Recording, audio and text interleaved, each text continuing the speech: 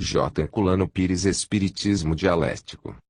Conteúdo resumido. Esta monografia constitui o prefácio da obra Dialética e Metapsíquica, do filósofo espírita argentino Humberto Mariotti.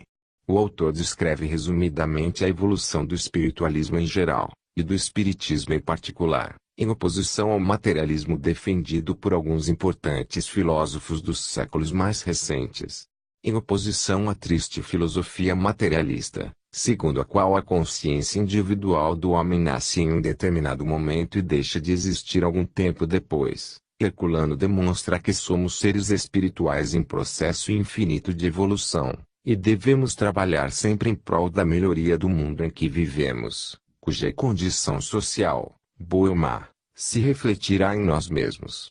José Herculano Pires, 1915 a 1979, jornalista, filósofo, tradutor e grande intelectual espírita brasileiro, autor de mais de 80 obras sobre espiritismo, filosofia, psicologia, parapsicologia, romances, poesia, etc. Introdução à história do conhecimento é uma sequência de erros, equívocos e frustrações. Este é o motivo pelo qual Sócrates costumava explicar: só sei que nada sei, e que a filosofia começa quando começamos a duvidar. Outra coisa não tem feito o homem, desde as cavernas da era pré-lacustre, do que errar para aprender. A história da civilização não é, portanto, somente a da luta de classes, segundo o materialismo dialético, mas a própria história do erro. Como, entretanto, do erro, do equívoco, da frustração, nasceram sempre e em todos os tempos o conhecimento e a sabedoria, mais uma vez se comprova, no terreno do pensamento, o processo dialético da natureza, que do pântano arranca os lírios, da larva à borboleta, do pecador o santo, do caos da sociedade capitalista os contornos do socialismo. Quando Demócrito firmou o princípio atômico da constituição do mundo, cometeu toda uma série de erros, atribuindo a suposta partícula indivisível a diversidade de peso no vácuo, e dotando-a de ganchos para a composição da matéria. Não obstante, havia descoberto, mais de 300 anos antes de Cristo, o segredo da constituição do mundo, que a física experimental só encontraria 24 séculos depois. Ao formular a base dialética da sua filosofia, Hegel unificou o ser e o pensar de Kant, mas caiu no equívoco da ideia universal, espécie de encarnação filosófica do caprichoso Deus antropomórfico das religiões. Feuerbach teve a coragem de fazer a filosofia descer do empírio hegeliano à terra, para ligá-la às ciências naturais, mas caiu na frustração da antropologia, novamente separando o ser do pensar e transformando este último numa simples função da matéria. Não obstante, apoiados na dialética de Hegel e no materialismo de Feuerbach, Marx e Engels criaram o materialismo dialético, dando novo impulso ao pensamento filosófico, abrindo novas possibilidades à investigação dos processos históricos e sociais, oferecendo bases científicas às aspirações do socialismo empírico. Foram os gênios transformadores do século XIX, tornando-se credores de todos os que, e são a humanidade, desfrutam hoje da possibilidade de uma caminhada mais rápida nos rumos da civilização socialista. Stanley Jones, o grande missionário protestante, conhecido como o Cavaleiro do Reino de Deus, observa, em Cristo e o Comunismo, que Marx impulsiona a história, limpando o templo da praga dos vendilhões, à semelhança do chicote do rabino, que ainda hoje espanta os cristãos comodistas. Entretanto, a filosofia que Marx e Engels ofereceram ao mundo, como a mais alta expressão do conhecimento, não passa de uma forma híbrida, que se travestiu de síntese. A tese de Hegel e a antítese de Feuerbach não se conjugam na moderna escolástica do materialismo dialético, pois ali estão, sem dúvida, forçadas pela violência gráfica, duas palavras contraditórias e irredutíveis, que não encontram caminho para o desenvolvimento da síntese. O materialismo é a porta fechada, diante da qual se interrompe, abruptamente, o processo dialético de Hegel. Marx condenou a incapacidade burguesa de Proudhon para compreender a lei fundamental da dialética hegeliana, a unidade dos contrários, e chamou-o de falsificador, por ter feito a escolha indébita de um dos contrários, a propriedade boa, rejeitando dessa maneira a própria dialética. Mas, em compensação, rejubile-se o espírito de Proudhon. Ele e Engels não fizeram outra coisa. A luta dos contrários foi simplesmente frustrada na elaboração da dialética moderna, que se formou pela mesma indébita escolha de um dos contrários. O materialismo dialético considerou mal o princípio espiritual, escolhendo como bom apenas o material. Por isso mesmo, não obstante a enorme contribuição que trouxe à marcha do conhecimento, não é mais do que uma tentativa de síntese. Posição do materialismo dialético. Não resta dúvida que o materialismo dialético é o mais avançado passo da filosofia materialista, graças ao aproveitamento da tríade básica da mais antiga filosofia espiritualista, que podemos encontrar desde o taoísmo chinês ao druidismo gaulês, do antigo brahmanismo à filosofia jônica, de Sócrates e Platão ao Evangelho do Cristo. Diante da sua concepção do mundo e do seu método de análise histórica, o materialismo fixista do século XVIII e o próprio mecanicismo parecem conjecturas infantis. Na dialética da natureza, Engels observa, a propósito, a ciência natural da primeira metade do século XVIII estava muito acima da antiguidade grega no tocante ao conhecimento e à classificação dos materiais, mas ao mesmo tempo abaixo dela, no domínio ideal desse material, na concepção da natureza. O mesmo podemos hoje dizer, no tocante à posição do materialismo dialético em face à filosofia idealista alemã do século XVIII, e particularmente à escola hegeliana. Repete-se, nesse caso, o que se verificara com Feuerbach diante de Hegel, no terreno da análise das relações sociais. A dialética marxista se nos apresenta, por isso mesmo, como um pássaro de asa quebrada, que, apesar de bater com energia a asa que lhe sobrou intacta, não consegue elevar-se além da poeira da terra. Falta-lhe a visão tão somente de metade da realidade objetiva, dessa realidade que ele tanto defende e que tanto se apega.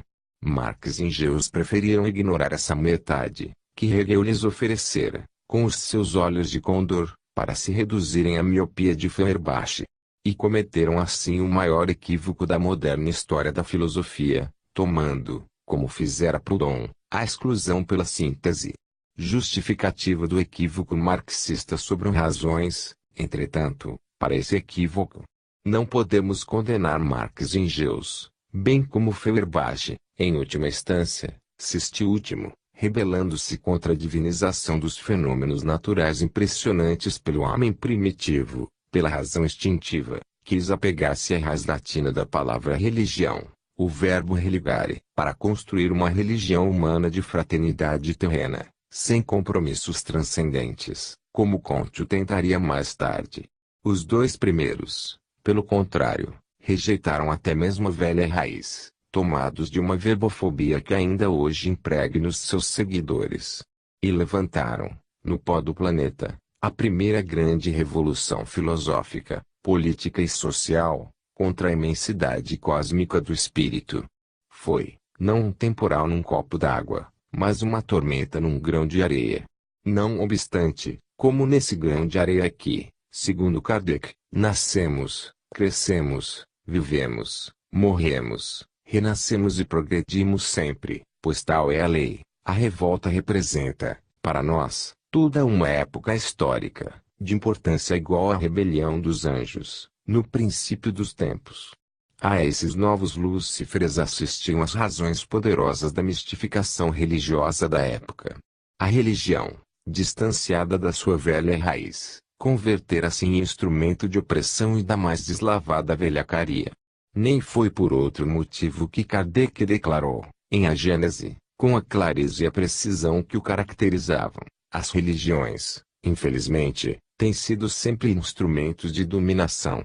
O papel de profeta tem tentado as ambições secundárias, e tem-se visto surgir uma multidão de pretensos reveladores ou messias que, favorecidos pelo prestígio desse nome, exploram a credulidade, em proveito do seu orgulho, da sua cupidez ou da sua preguiça, achando mais cômodo viver na dependência dos iludidos. A religião cristã não esteve ao abrigo desses parasitas. As igrejas haviam corporificado o princípio religioso, no terreno social, na forma de organizações político-financeiras, sedentas de dominação. Os sacerdotes nada mais eram do que os negociantes do culto. E este, como bem o definiram os materialistas dialéticos, o suborno da divindade. A corrupção capitalista invadira os céus, podendo acrescentar-se, por isso mesmo, Montesquieu, o desenvolvimento da ciência provoca a morte da religião. Já Kardec o dissera, no mesmo livro citado, se a religião se recusa a marchar com a ciência marchará sozinha. Querer que a capacidade de análise objetiva de Marx e Engels falhasse nesse terreno, despercebida do aspecto brutal da religião e ao seu verdadeiro papel na estrutura social, seria querer demasiado. Por outro lado, supor que esses anatomopatologistas da sociedade capitalista pudessem agir, diante do corpo enfermo da sociedade da época, como psiquiatras, descobrindo a malversação dos elementos espirituais no desequilíbrio religioso, seria desconhecer o fenômeno das especializações no campo da ciência. Marx e Engels fizeram o que puderam. Pura e simplesmente. O que assombra, porém, é que um século depois os seus discípulos e continuadores ainda arrastem a mesma asa quebrada, sem compreenderem a necessidade de avançar na concepção do mundo, em obediência, pelo menos, ao processo da sua própria dialética. Um gesto de fraternidade à explicação do fenômeno religioso como simples humanização da natureza, como a projeção do homem ao infinito, é mais literária do que filosófica, não tendo absolutamente nada de científica. O próprio Marx quase o reconheceu quando acrescentou à tese contemplativa de Feuerbach os seus princípios dinâmicos. Perdoa-se como um dos muitos equívocos, através dos quais se elabora dialeticamente o conhecimento. Admitir-se, porém, a sua perpetuação no mundo filosófico seria um crime de lesa cultura. Primeiro, porque não há nenhuma base positiva, experimental ou de observação, para comprovar essa teoria de emergência. Depois, porque há uma infinidade de provas em contrário, suficientemente documentadas, com base na mais rigorosa investigação científica, feita por cientistas insuspeitos, tão materialistas e descrentes como Feuerbach, Marx, Engels e os seus continuadores. Ora, parece evidente que uma teoria, contraditada pelos fatos, mormente através da investigação científica, não apenas uma, mas milhares de vezes, está irremediavelmente falida. Por outro lado, a afirmação de que a sociedade burguesa não tem interesse na explicação religiosa, teológica, dos fenômenos sociais de Esquis, nada tem a ver com a realidade do fenômeno religioso em si, como a realidade das alterações fisiológicas não se invalida nem se obscurece em virtude de exploração dos charlatães da medicina. Além disso, é preciso notar que a filosofia espírita é tão contrária à teologia e às explicações teológicas da natureza quanto às próprias ciências naturais, não correspondendo, por isso mesmo, aos interesses de classe da burguesia. No seu trabalho Dialética e Metapsíquica, afirma Humberto Mariotti, a simples análise de um único caso de materialização deita por terra o raciocínio filosófico, e queiram ou não, uma nova ideia do ser e do mundo começará a mover-se na mente do pensador.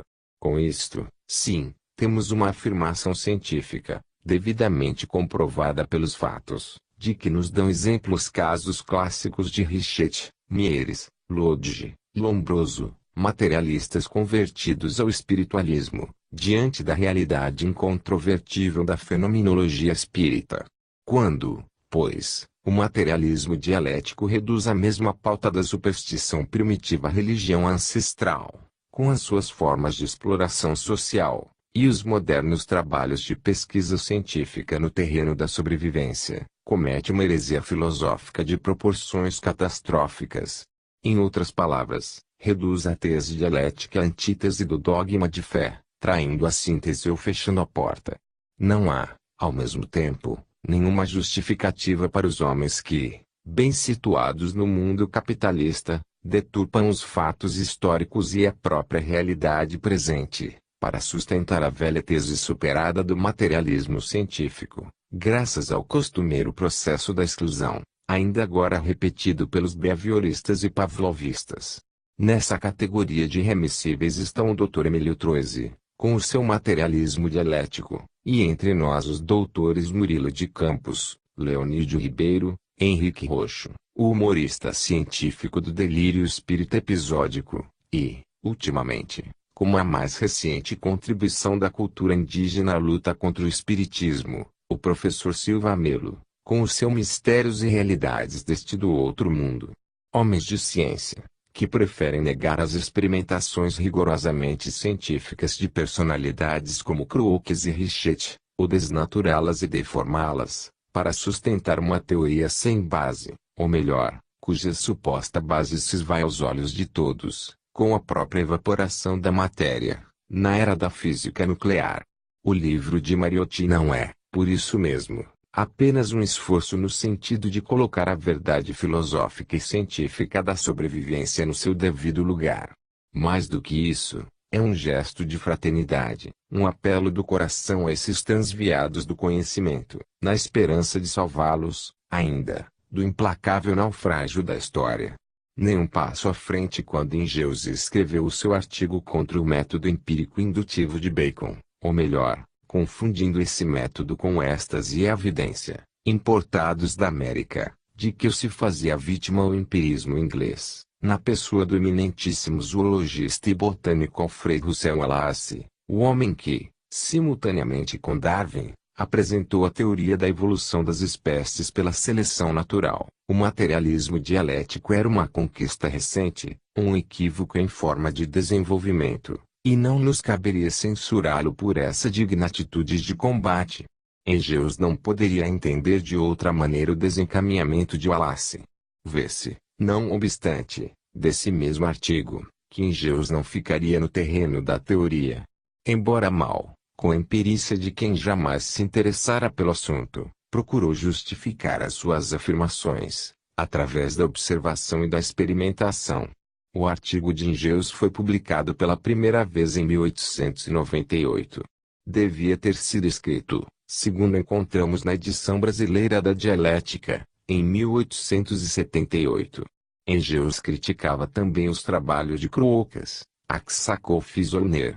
É uma crítica violenta e irreverente, em que ele chega a considerar o espiritismo a mais estéril de todas as superstições. Como se vê, a afirmação não era dialética, mas empírica, inteiramente gratuita, e o longo roteiro das experiências espíritas e metapsíquicas aí está para desmenti-la. Mas tinha sua razão de ser. Podemos dizer, com Hegel, que o Zeitgeist, o espírito da época, a justificava. O que espanta, entretanto, é que ainda hoje, quase um século depois, o artigo de Engeus seja a única pauta dos que, como o professor Silva Melo, desejam eliminar do mundo em que vivemos, por incômoda, a realidade dos fenômenos espíritas, sem seguir sequer o exemplo de Engeus no tocante à experimentação própria. O desprezo pela dialética, dizia Engeus, no artigo. Não se pode desprezar impunemente a dialética. E dizia bem. Se não, vejamos, observados os fatos com o máximo rigor científico, através de centenas de sessões, nas quais obteve-se, inclusive, na presença de Gabriel Delany, a célebre e impressionante materialização de Biemboa, na casa do General Noel, na Argélia. Charles Richetti se convence da realidade dos fenômenos, escreve o traité de metapsique, a grande esperança e o sexto sentido, mas só concorda com a sobrevivência depois que a poderosa dialética de Ernesto Bozano lhe demonstra a obscuridade das teorias que atravancam a sua própria ciência, expressões da carta de Richetti a Bozano, publicada no número de 30 de maio de 1936, da revista londrina Psychic News. César Lombroso, o grande criminologista e psiquiatra, autor de severas críticas ao espiritismo, encontra-se, não apenas em uma, mas em várias sessões realizadas em Milão, Gênova e Turim, com a materialização de sua própria mãe, graças à mediunidade de Eusapia Palladino, e proclama o fato com entusiasmo e emoção, na revista milanesa Luz e Ombra. Mas o professor Silva Melo descobre, algumas dezenas de anos mais tarde, em nosso país, que a médium era simplesmente uma embusteira, e afirma: descobriu-se que ela fraudava de maneira sistemática e com a maestria de uma velha perita na questão. Lombroso, como se vê, não fora mais do que um beócio, deixando-se empolgar pela emoção mais estúpida que se possa imaginar, quando tomou um boneco ou um farsante pela ressurreição da sua própria mãe. Que se admitisse a farsa numa comédia de Hollywood, vá lá, mas na vida de um homem como Lombroso é o que de mais grotesco se possa imaginar. A frase de engenho se aplica também, como luva, ao caso do trio H.G. Wells, Julian Huxley e G.P. Wells. Não cometeram eles, é verdade, a gafe de negar a realidade dos fenômenos. Pelo contrário, como o Dr. Troise, reconheceram, prudentemente, que os fatos existem e não podem ser riscados da história ou apagados com a esponja da negação.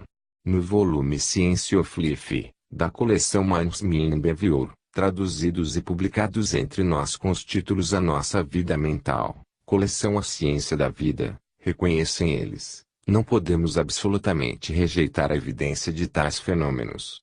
E acrescentam, aliás com muita oportunidade, censurando os que os negam, lembremos-nos, segundo Richet, de que grandes cientistas, como Boilaud, declararam que o telefone era ventriloquia, e cientistas ainda maiores, como Lavoisier, afirmaram decisivamente que não poderiam cair pedras do céu, pela razão muito simples de que no céu não há pedras.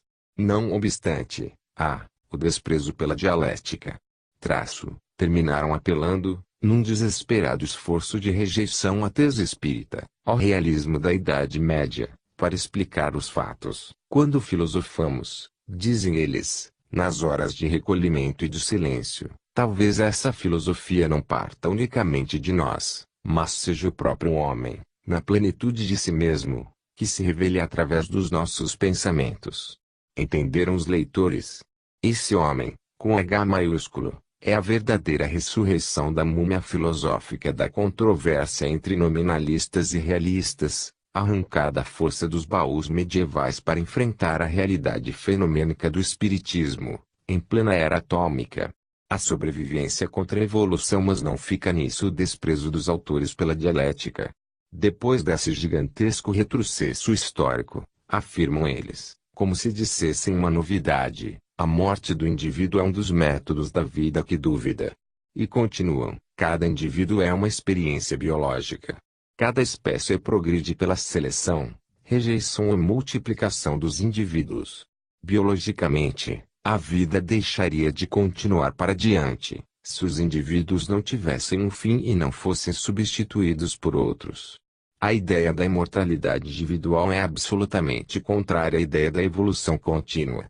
E logo mais, numa dessas tiradas que se repetem de boca em boca e de livro em livro, enquanto alguém não pede, como Sócrates, a definição do seu verdadeiro sentido, são os moços, e não os velhos, os que desejam a imortalidade pessoal. É pena que não mencionem a fonte desse espantoso dado estatístico, pois gostaríamos de confrontá-lo com o número de mocidades espíritas, católicas, protestantes, teosofistas, e dos muitos outros jovens espiritualistas não filiados a nenhuma seita, por que estranho motivo não deixam o terreno exclusivamente aos velhos, monopolizadores modernos da velha aspiração humana da sobrevivência. Dizer, além disso, que a imortalidade individual é contrária à evolução contínua, é fazer de conta que essa imortalidade seja biológica. Ora, absurdo dessa monta ninguém poderia aceitar. Como, pois, interpretar-se a atitude desses homens habituados a lidar com as coisas do pensamento, acompanhar e divulgar os conhecimentos científicos, senão pelo desprezo à dialética? A tese das materializações românticas não se pense, porém, que o desprezo ficou no que dissemos. Longe disso, ele foi e vai muito além. Quando se trata de contradizer o espiritismo e de fatos espíritas, tudo parece permitido aos homens de ciência e aos homens de letras. Não há fronteiras para a imaginação, nem limites para o raciocínio.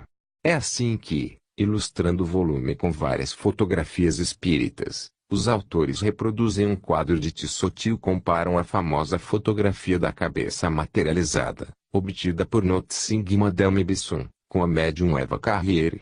Para concluírem, antes da época dos flagrantes fotográficos, o grande pintor Tissot mostrou-nos o que acreditava ser a reencarnação de uma mulher amiga, acompanhada do seu espírito guia. É uma bela pintura, onde ele reproduziu a impressão de verdadeira beleza, recebida numa sessão espírita. Os métodos mais rigorosos, que hoje se usam, já não permitem essas sublimações do testemunho visual. As câmaras fotográficas mostram as coisas como elas se passam. E vemos que essas figuras e rostos materializados começam pequenos e às vezes desproporcionalmente. Quaisquer que possam ser essas figuras e faces achatadas e amarfanhadas, não são, certamente, materializações em carne e sangue humano. Richet escreveu o Traité sem aceitar a tese espírita, mas contudo jamais cometeu a heresia de dizer que as materializações eram fantoches amarfanhados. Encontramos no Traité essa mesma cabeça de que se servem os Wells e Huxley, mas apresentada em outro sentido, ou seja, no bom e verdadeiro sentido que se lhe deve dar, como uma das mais belas fotografias já obtidas, revelando e documentando, de maneira insofismável, uma das fases do processo de materialização. Não tivéssemos assim outras fotografias obtidas por Notzing e Madame Bisson, e esses mesmos ilustres cavaleiros nos acusariam de não havermos surpreendido jamais uma das fases daquilo que chamamos processo de materialização.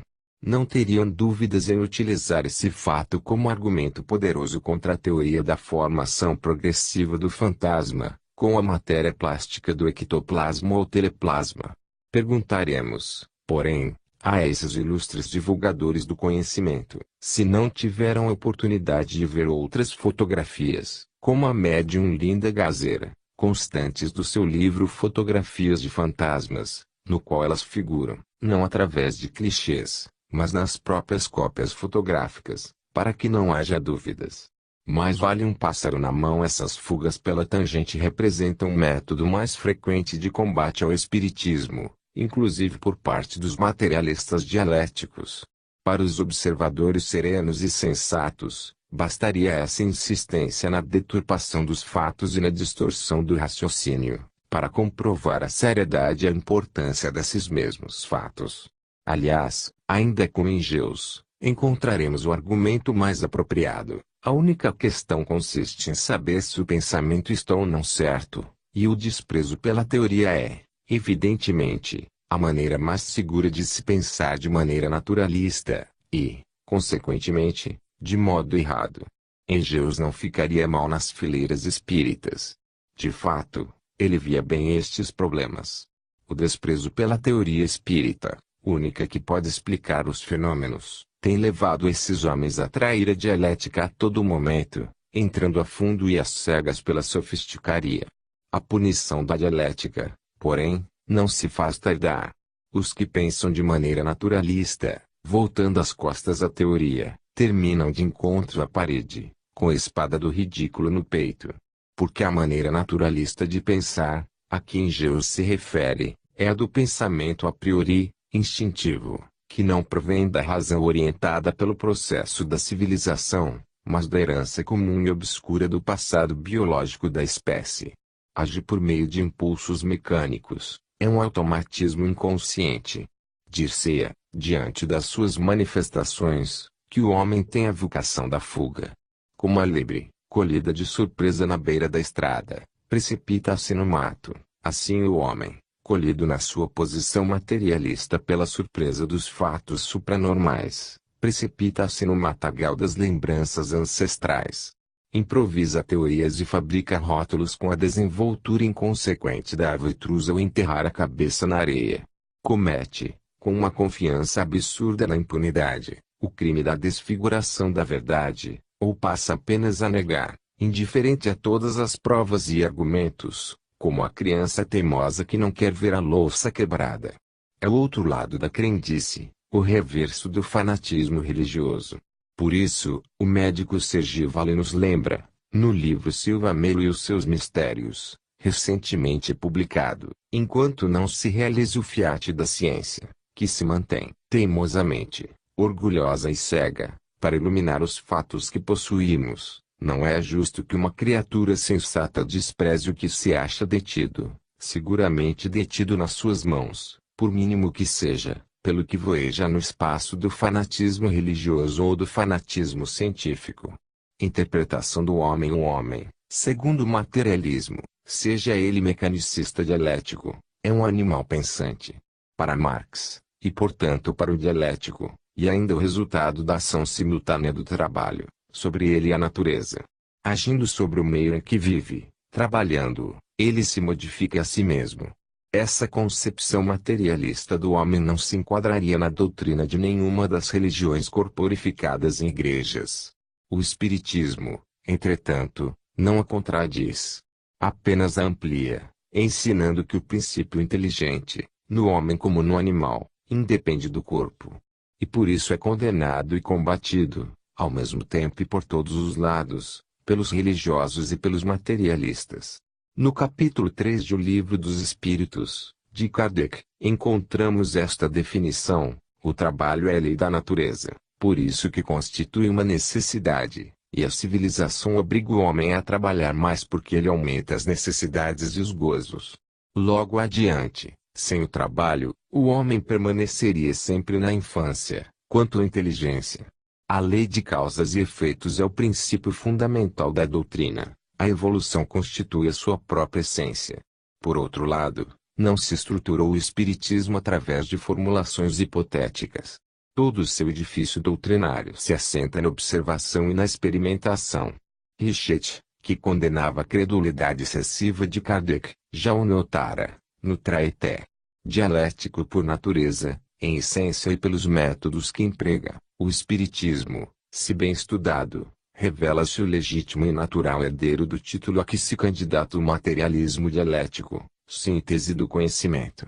Realmente, o espiritismo, diante dos mundos em litígio do materialismo e do espiritualismo, não peca por exclusão, não comete o pecado proudhoniano ou marxista da escolha.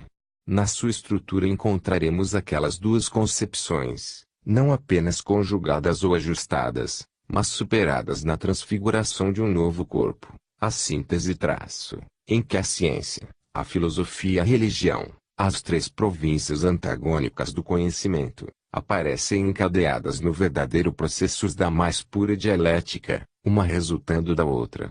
No Anti-Düring, Engels lembra as origens do marxismo e expõe a doutrina como a sequência lógica destas fases, a filosofia, a economia política e o socialismo.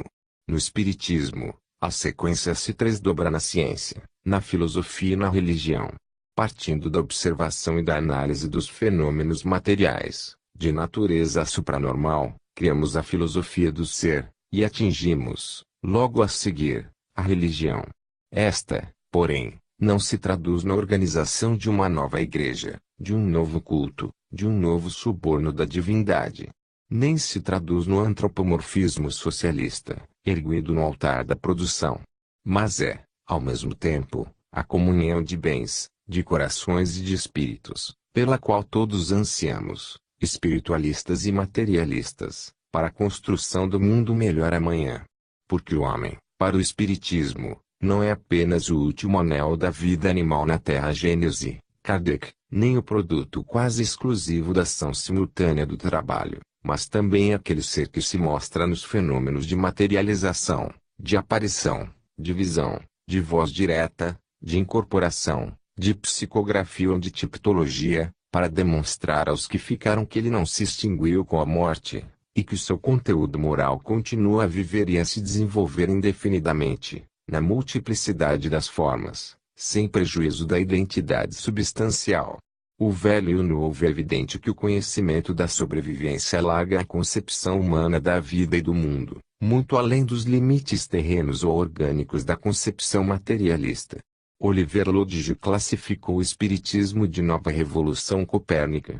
Assim como Copérnico rompeu de vez o ergástulo mental do geocentrismo, a revolução espírita desloca dos organismos materiais o conceito de vida, rompe o organocentrismo da biologia moderna e reduz a uma simples confusão do efeito pela causa chamado materialismo psicológico. Em consequência, leis e perspectivas novas aparecem, exigindo verdadeira revisão dos conhecimentos do homem e do seu modo de encarar a vida e o mundo. Mais uma vez nos deparamos com a luta clássica entre o velho e o novo tão bem definida no Evangelho do Cristo e nas obras de Kardec. Vagas aspirações alegam os mais ferrenhos materialistas que o conhecimento da sobrevivência, se de fato ela existisse, não serviria senão para perturbar a visão presente do homem, desviando da execução pura e simples das tarefas imediatas. Kardec, que condenou a vida contemplativa, e pregou a necessidade da ação contínua, dando exemplo concreto da sua própria vida de militante espírita, replica: a incerteza, no tocante às coisas da vida futura, faz que o homem se lance, com uma espécie de frenesi, sobre as da vida material. A réplica de Kardec não exige demonstrações. A vida moderna, baseada no materialismo prático do mundo capitalista, vale por uma experiência natural. Em escala de assombro, nunca se viu tamanho frenesi na procura dos bens materiais. A advertência de Bacon: busca primeiro as boas coisas do espírito, que o resto será suprido ou não sentirás a sua falta. Com base naquela do Cristo: busca primeiramente o reino de Deus e a sua justiça, e tudo mais te será dado por acréscimo. Não soa no coração, mas apenas nos tímpanos desatentos do homem moderno. Diante disso, poderíamos esperar do materialismo teórico-filosófico uma nova aplicação do princípio de Hahnemann, similia similibus curantur, para curar o mundo desse delírio febril. Kardec diz ainda: esse é o inevitável efeito das épocas de transição. O edifício do passado rui, sem que o do futuro esteja construído. O homem é como o adolescente, que não tem mais a crença ingênua dos primeiros anos e não adquiriu ainda os conhecimentos da idade madura. Não possui mais do que vagas aspirações, que não sabe definir. A sociedade socialista, baseada na filosofia materialista mais avançada, terminaria atormentada por essas vagas aspirações de que nos fala Kardec. E mais uma vez surgiria, no seu próprio seio, a luta entre o velho e o novo. A hipótese não é gratuita, pois para tal não acontecer, seria necessário que não existisse uma vida futura, que a sobrevivência não fosse uma das realidades do universo. Da especulação à experimentação, mas Kardec não falha por ouvir dizer: ele não foi jamais um homem levado pela imaginação, foi um observador rigoroso. E é através da mais pura dialética que nos explica a razão dessas vagas aspirações. Se a questão do homem espiritual permaneceu até os nossos dias em forma de teoria, é que nos faltaram os meios diretos de observação, que tivemos para constatar o estado do mundo material, e o campo ficou aberto às concepções do espírito humano. Enquanto o homem não conheceu as leis que regem a matéria e não pôde aplicar o método experimental, errou de sistema em sistema, no tocante ao mecanismo do universo e à formação da Terra.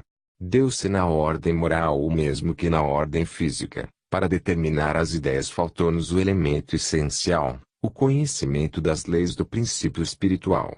Esse conhecimento estava reservado à nossa época, como das leis da matéria foi obra dos 2 últimos séculos. Até o presente, o estudo do princípio espiritual, compreendido na metafísica, tem sido puramente especulativo e teórico. No espiritismo é inteiramente experimental. Chegados a este ponto, defrontamo-nos com o aspecto mais crítico da hora presente. De um lado, temos em marcha, com indiscutível eficácia, a aplicação do método dialético à história, à política, à sociologia etc., como a mais alta conquista do espírito no terreno prático e objetivo. De outro, o abuso, que perdura, do método empírico, nas questões espirituais, com as consequentes explorações e deformações da realidade. E no meio, lutando entre as duas correntes, ambas poderosas, o espiritismo, que não pode trair a realidade espiritual, para endossar a aplicação materialista da dialética, e não pode trair a sua própria natureza dialética, para apoiar o empirismo da prática espiritual. O resultado, infelizmente, é o que vemos. Ele também, o espiritismo, deformando-se, no aspecto sectário e místico de uma nova religião, ou na estrutura fria e materialista da simples observação metapsíquica. Todo o esforço do homem moderno tem de converger para a superação dessa tremenda crise do conhecimento. E a superação somente se fará possível com a compreensão dos verdadeiros princípios do Espiritismo como doutrina dialética, por isso mesmo capaz de aplicar a história, a política, a sociologia, a economia, a arte, os seus métodos de análise, de observação, de pesquisa, sem se perder na mística de confessionário, nem se confundir com o tumulto dos comícios subversivos. Além do mesoneísmo das religiões, do reformismo do socialismo político-liberal e da violência do materialismo dialético, o Espiritismo indicará ao homem o caminho seguro das transformações substanciais da vida social, ou perderá a sua razão de ser. Como esta última hipótese não nos parece possível, o mais certo é que a história nos esteja empurrando, segundo observa Mariotti, apesar da incapacidade geral e desoladora dos espíritas de hoje, na direção do espiritismo dialético, verdadeira síntese do conhecimento, com que nos acena Kardec.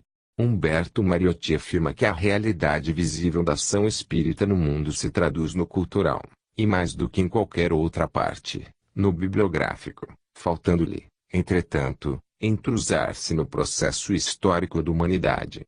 Esse entrosamento se faz pela penetração nas massas através do seu aspecto ingênuo, de seita religiosa. Mas, se não houver, neste momento, a ação da alavanca da filosofia espírita, salvando o espiritismo da ingenuidade popular e transformando-o, não mais em simples crença, mas em conhecimento, o processo natural desse entrosamento pode ser desvirtuado, pelo trabalho de sapa das forças contrárias. Aos espíritas, portanto, cabe o dever indeclinável de lutar para que esse entrosamento se realize. A bibliografia espírita traço que está insuperável pela de qualquer outro movimento filosófico traço deve descer das estantes e penetrar nas massas, não para se submeter à ingenuidade destas, mas para orientá-las no sentido da sua libertação moral, espiritual, intelectual e social. Para tanto, é necessário um novo trabalho de elaboração, de aglutinação, de sistematização do conhecimento espírita, na forma de compêndios culturais e de manuais populares. O aspecto religioso ou ingênuo do espiritismo salvou da indiferença e da hostilidade conjugada de todas as forças dominantes dos séculos XIX e XX, escondendo no coração do povo, onde ele viveu e progrediu em silêncio, e permitindo, ao mesmo tempo, o trabalho cultural dos intelectuais espíritas. Temos hoje uma população espírita no mundo, e temos uma cultura espírita. Mas não temos a sociedade nem a civilização espíritas, como observa Mariotti, e nem mesmo a necessária e prévia ligação entre as massas espíritas e a cultura espírita, para a criação daquelas. Estamos, porém, no caminho dialético do desenvolvimento de uma nova civilização, e se compreendemos isso, lutando para alcançar o futuro, chegaremos até lá. Humberto Mariotti fez uma concessão de boa vontade ao pensar naturalista quando deu ao seu livro o título de Dialética e Metapsíquica, porque o título verdadeiro do volume seria o de Espiritismo e Dialética. Evitou assim assustar a lebre na beira da estrada. Não se iludam, porém, os espíritas, mormente os espíritas brasileiros, tão afeitos a deixar de lado o que foge ao aspecto religioso da doutrina. As páginas de Mariotti não se referem apenas a uma controvérsia filosófica entre as duas doutrinas que lhe formam o título eventual. Elas são, pelo contrário, um brado de alerta e um convite sério à meditação e ao estudo. Principalmente ao estudo da natureza dialética do espiritismo e das possibilidades imediatas da sua aplicação ao mundo, para transformá-lo. Situações novas. Essas possibilidades se tornam cada vez mais visíveis, graças ao aceleramento do processo histórico no século atual, XX. A teoria marxista da luta de classes, comprovada pelos fatos, caminha, entretanto, dentro das novas condições da evolução técnica e do progresso científico, para formas inteiramente novas. A ideia da revolução proletária já não parece tão nítida e precisa como nos fins do último século e nos princípios deste. Os derradeiros movimentos revolucionários, inclusive o maior deles, a Revolução Chinesa, apenas teoricamente se basearam no proletariado. As forças em luta foram antes populares do que proletárias, e não somente no conjunto da massa, mas também nos organismos dirigentes. Por outro lado, nos países de maior desenvolvimento industrial, ao contrário do que pressupõe a tese marxista, a revolução proletária se torna mais difícil, como nos Estados Unidos, na Inglaterra, na Alemanha, na França, na Itália. Nos três últimos, o Partido Comunista tem crescido, não em virtude das condições específicas da vida proletária, mas das condições gerais, com indiscutível predominância da situação camponesa e da pequeno-burguesa. Podemos perguntar, diante disso, onde se encontra a consciência de classe do proletariado norte-americano ou do inglês? Este o mais antigo e o mais impenetrável é o marxismo. Para o golpe de libertação no capital acumulado em escala jamais vista. As condições sociais evoluem com rapidez vertiginosa. Os progressos da técnica, aliados ao desenvolvimento intelectual e psíquico do homem, geram situações inteiramente novas, e os marxistas se esquecem dos princípios dialéticos da sua própria filosofia, continuando apegados a dogmas já superados pelo processo histórico. Pietro Baldi, em A Grande Síntese, emite este conceito, que os materialistas dialéticos deviam meditar: se a luta foi, há um tempo, de natureza física, hoje é econômica e nervosa, e amanhã será espiritual e ideal, muito mais digna de ser travada. O choque apocalíptico. Marx viu, na sua época, a necessidade de construir-se uma filosofia de classe para o proletariado, a fim de que este, tomando consciência da sua missão histórica, se colocasse à altura da mesma. A filosofia foi construída e tornou-se um dos grandes momentos do conhecimento humano, mas o proletariado não a absorveu, senão em doses mínimas. Criou-se, por isso mesmo, a teoria das minorias dirigentes, e o exemplo do bolchevismo, na Rússia, tornou-se clássico.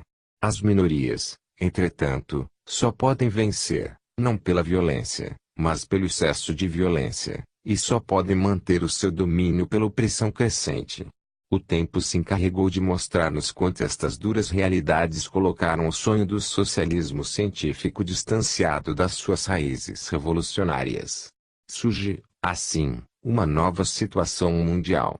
As minorias marxistas criam as potências orientais, enquanto as minorias capitalistas se entrincheiram no Ocidente. O nosso grão de areia é dividido nos hemisférios antípodas que hoje se digladiam, ameaçados de mútua destruição, pelas perspectivas da guerra atômica. Para lutar contra o imperialismo, contra os trustes imperialistas, a Rússia soviética teve também de construir o seu próprio poder imperialista, criar o seu estatismo absorvente. O que Marx não previa aconteceu. A violência dirigida, metódica, intencional, revelou-se fonte inesgotável de novas formas de violência, em escala incalculável. E a força das ideias mostrou-se mais poderosa do que a própria luta de classes, mais criadora e destruidora do que os próprios antagonismos da produção capitalista. A lei da negação lançou-se, como o monstro Frankenstein, contra o próprio criador, pois o idealismo marxista superou de muito, na sua própria aplicação, a realidade proletária dos princípios do século. O marxismo negou-se a si mesmo, para dar nascimento ao poder proletário, face a face com o poder capitalista. Não são, por acaso, a tese e a antítese da dialética hegeliana que se defrontam, neste momento, em proporções apocalípticas, no panorama internacional. E a síntese não virá do novo choque mundial, já em pleno desenvolvimento. Hora de libertação. Essa conclusão tem de ser a seguinte: os marxistas cometeram um dos grandes equívocos da história, ao oferecerem à força a resistência de outra força. Não é do choque dos semelhantes, mas dos contrários que resulta progresso, e os contrários não são determinados pela forma, pela aparência, mas pela substância. A forma proletária da violência não modifica a substância mesma da violência, e os contrários, traduzidos apenas numa expressão formal, não podem produzir o progresso substancial. Por outro lado, o proletariado não é uma substância, mas uma eventualidade, pois a divisão da sociedade em classes é artificial. Armando-se o proletariado de poderes semelhantes aos da burguesia, transformamo-lo em massa burguesa, da mesma maneira porque esta, em muitos países, inclusive o nosso, armada com os poderes do feudalismo, tornou-se um poder feudal, a antítese da burguesia francesa que derrubou a Bastilha. Pois o homem é o mesmo, numa classe como noutra, e a influência das condições sociais não tarda a se fazer sentir, na sua atitude perante a sociedade. Esquecer a substância humana no processo econômico é fugir para a abstração de uma economia autônoma, solta no espaço e no tempo.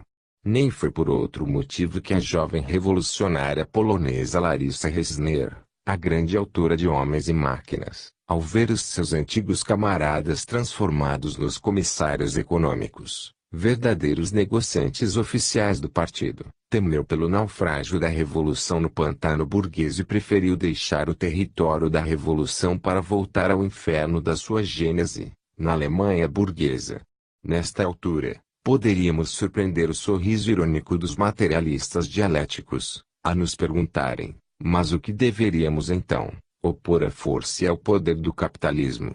Não responderemos o que deveriam, pois palavras foram deturpadas, perderam seu verdadeiro sentido, e não queremos que os interlocutores, mesmo imaginários, nos deem as costas sem mais aquela. Responderemos que tudo quanto se fez até agora tinha de ser feito, estava nas linhas do determinismo histórico, na exigência das próprias condições sociais, não poderia fugir às contingências de um mundo em fermentação, impulsionado pelo instinto e pela paixão. Voltemos ao Baldí, que mais uma vez nos esclarece o problema. Não sois ainda uma sociedade, mas apenas uma grei, um desencadeamento de forças psíquicas primordiais, explodindo confusamente. Mas responderemos, também, que a hora chegou, e agora é traço em que as coisas devem tomar novo rumo. Esse rumo o Espiritismo aponta com clareza, a todos os que tiverem olhos de ver. É o rumo do Espírito, da solução espiritual, e só ela nos livrará do torniquete da força contra a força, da violência contra a violência, do jogo cego e inconsequente do poder material. Ruskin, Tolstói, Tagore e Gandhi avultam neste momento da história humana. O indivíduo e o meio. Alguns espíritas não compreendem esse imperativo histórico da doutrina. Pensam que a lei de causa e efeito explica e resolve todas as coisas, cabendo-nos apenas compreender e aceitar passivamente a sua ação. Esse pensamento misoneísta, de fundo místico, aparece até mesmo em A Grande Síntese, o livro de Ubaldi, que já citamos algumas vezes, e que comete ainda o pecado filosófico de confundir o comunismo científico de Marx e Engels com o comunismo igualitário e ingênuo de Wakeling. Outros entendem que a revolução espírita é essencialmente individualista, cabendo-lhe transformar o homem, para que a estrutura social, em consequência, se transforme. É novo equívoco de fundo místico, e Mariotti o menciona, chegando mesmo a tropeçar nele. Kardec nos indica, entretanto, a necessidade do contínuo esforço do homem para se superar a si mesmo e as circunstâncias. A passividade diante das leis naturais caracteriza as formas inconscientes de vida. A consciência está submetida a uma nova lei, em plano mais alto, a lei do esforço próprio, a lei do trabalho e da atividade livre, que a fará progredir, a si mesmo e ao todo a que pertence, a coletividade. Em O Livro dos Espíritos encontramos esse pensamento claramente definido, impregnando toda a obra, e podemos surpreendê-lo em passos como o seguinte: tudo se deve fazer para chegar à perfeição, e o próprio homem é instrumento de que Deus se serve para atingir os seus fins. Sendo a perfeição a meta da natureza, favorecer essa perfeição é corresponder aos propósitos de Deus. Pergunta 692. Kardec não é misoneísta.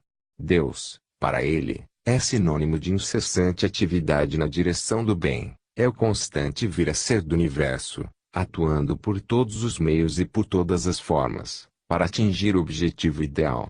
Vejamos, por exemplo, o seguinte trecho do seu comentário ao número 783 de O Livro dos Espíritos: o homem não pode conservar-se indefinidamente na ignorância, pois tende a atingir a finalidade que a providência lhe assinou. Ele se instrui pela força das coisas. As revoluções morais, como as revoluções sociais, germinam durante séculos. Depois, irrompem subitamente e produzem o desmoronamento do carunchoso edifício do passado, que já não se encontra em harmonia com as necessidades novas e as novas aspirações. A renovação do homem implica a renovação social, mas desde que o homem renovado se empenhe na transformação do meio em que vive, sendo esta, aliás, a sua indeclinável obrigação espírita. Ora, querermos ficar no conceito de uma renovação puramente individualista seria um contrassenso, simples ignorância da estrutura social como um todo. Que diríamos de um pedreiro que, para embelezar um edifício, não cuidasse do seu aspecto de conjunto, mas somente de cada um dos tijolos, isoladamente? E quem poderia negar, dentro da concepção espírita, que o homem não é um indivíduo abstrato, mas parte integrante do todo social, sobre o qual exerce a sua influência e pelo qual é influenciado, resultando, dessa constante simbiose, a sua evolução e a evolução coletiva? Como, pois, isolarmos o homem, para que o espiritismo trabalhe no espaço, independentemente das suas raízes gregárias? A função do espiritismo é a renovação integral do homem, não apenas do homem na sua expressão individual e transitória, mas na sua permanente expressão coletiva. A propósito, aliás, poderíamos lembrar aos defensores do pensamento isolacionista, a lei maior do Evangelho, que é a do amor ao próximo. Não conheceriam eles o poder do ambiente sobre os indivíduos, mormente sobre os menos evoluídos? Não saberão que as influências mesológicas determinam, quase sempre, o próprio caráter individual? Não perceberão que uma vida social mais equilibrada, e portanto mais justa, será o grande e permanente estímulo do progresso individual? Por uma consciência humanista, se a experiência nos mostra que a formação de uma consciência proletária é praticamente inviável, pois, entre outros motivos, a própria revolução proletária vem sendo impulsionada e dirigida por forças estranhas ao proletariado, não somente desde os seus pródromos, mas ainda, hoje, e cada vez mais, se nos mostra que a filosofia do proletariado não consegue atraí-lo e empolgá-lo mais do que a demagogia fascista ou o diversionismo democrático dos países capitalistas mais altamente industrializados, se nos revela ainda que a vitória das chamadas minorias conscientes cria novos e violentos antagonismos internacionais, cada vez mais agressivos, é evidente que só nos resta procurar uma saída humana, e não proletária nem burguesa, para essa terrível situação. A saída não será da submissão, a do pescoço entregue mansamente à canga, mas não será também a da violência e da força. Se Marx reconhece no proletariado potencial revolucionário, que a sua filosofia devia armar da necessária orientação para a luta, e se essa orientação só seria possível através da criação da consciência de classe, não teremos, nesse mesmo fato, o exemplo e indicação do que nos cabe fazer. A massa que hoje se depara à nossa frente, explorada e sofredora, não é apenas o proletariado, mas essa multidão heterogênea, que se chama povo, humanidade, e que as classes dividem de maneira formal, mas não substancial. Ao mesmo tempo, a situação das classes dominantes é de angústia e desespero, pesando sobre elas as consequências morais inevitáveis do usufruto indevido e da exploração dos semelhantes. O capital, o dinheiro, o poder, as comodidades, não bastam para salvá-las e, pelo contrário, cada vez mais as precipitam no pantano da corrupção moral e social. Diante disso, cabe-nos repetir o gesto de Marx, oferecendo agora uma filosofia, não a esta ou aquela classe, mas a toda a humanidade, para armá-la da orientação necessária, através da criação de uma consciência humanista. Entreguemos essa filosofia de libertação, essa arma de defesa moral, esse instrumento de luta social, ao homem de todas as latitudes e de todas as classes, e trabalhemos pela criação da consciência humanista nos indivíduos em particular e no meio social em geral. Elevar a Terra na escala dos mundos não nos iludamos, porém, quanto aos métodos de ação que devemos empregar, simples evangelização ou catequização, nos moldes religiosos, não dará resultados, porque nos amarram, pelo contrário, às antiquadas formas sectárias, que proliferam por toda parte e criam divisionismos estéreis e perigosos. O Espiritismo tem de descobrir a sua própria maneira de agir, tem de forjar as suas próprias armas, inteiramente novas, tão diferentes das usadas pelo processo do religiosismo clássico quanto pelo materialismo dialético. Talvez nesta altura nos pudessem servir de pontos de referência algumas longínquas tentativas históricas, como a de Comunidade Apostólica, de que nos dá notícia o livro de Atos, ou ainda as recentes colônias de produção do Estado de Israel. O certo, porém, é que precisamos estabelecer os fundamentos sólidos e definidos do espiritismo dialético, aplicando-o, no plano sociológico ou histórico, rumo à sociedade futura. Ele mostrará, com base na experiência secular e no estudo objetivo da natureza humana, do homem psicológico, que não se pode construir um mundo social harmônico através da violência social, mas tão somente do desenvolvimento do espírito coletivista de cooperação. E que a sociedade, como o homem, sem cairmos rigidamente no organicismo spenceriano tem as suas fases evolutivas bem definidas, que não poderemos deixar de considerar, pois Engels já nos ensinou que não desprezaríamos impunemente a dialética. Assim, se aquilo que o homem só podia resolver pelo emprego da força bruta, no seu estado primitivo, consegue fazê-lo pelo raciocínio e pela técnica, no estado de civilização, também a humanidade, superada a fase primitiva da sua elaboração social, pode caminhar, sem o uso da violência brutal e instintiva, para a revolução coletivista. Isso não quer dizer que a luta não se processe, que tenha sido interrompida no seu organismo, e que tenhamos de esperar o advento espontâneo da nova forma social, mas apenas que a luta se desenvolve de maneira diversa, em plano mais alto, como bem o definiu Baldi.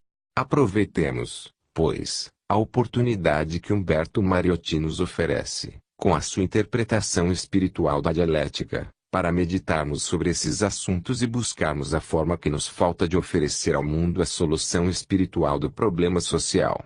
De fazermos, enfim, que o Espiritismo cumpra a sua missão histórica, vencendo a crise que o reduz, no momento, a uma luz bruxuleante em meio de densas trevas, a uma espécie de simples refúgio individual para as decepções e para as aflições humanas.